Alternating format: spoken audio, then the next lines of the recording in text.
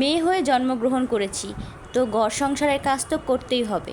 তুমি যতই বড় শিক্ষিত হও না কেন বা যতই বড় কর্মজীবী হও না কেন, তোমার সংসারের কাজ তোমার নিজেকেই করতে হবে।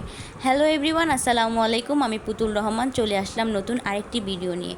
অনেক দিন পর একটা লং ভিডিও নিয়ে আসলাম, আশা করি তোমরা সম্পূর্ণ দেখবে। যেহেতু মাহে রমজান শেষের দিকে, তাই প্রতিদিন বাসা থেকে বের হচ্ছি কোনো না কোনো কারণে, তাই বাসার কাজগুলো ওরকমভাবে করা হচ্ছে না। আর ডিপলি এখন ক্লিন করবও না, কারণ ঈদের ছুটিতে যেহেতু আমার শ্বশুরবাড়িতে যেতে হবে, তাই এখন চাচ্ছি না যে ডিপলি ক্লিন করতে। শ্বশুরবাড়ি থেকে এসে ঈদের পর আমি পুরো বাসাটা আবার ডিপলি ক্লিন করব।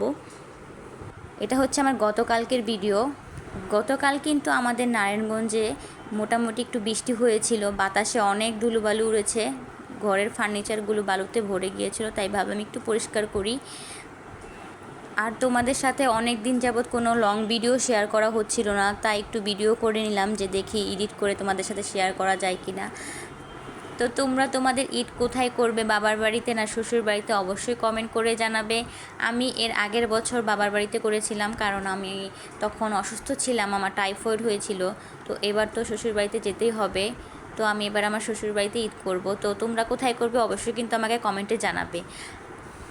আর আমার ভিডিওগুলো যদি তোমাদের ভালো লাগে অবশ্যই আমাকে একটু লাইক কমেন্ট করে দিবে। তো আজকের ভিডিও এখানেই শেষ করছি। সবাই ভালো থেকো, সুস্থ থেকো। আল্লাহ হাফেজ, টাটা।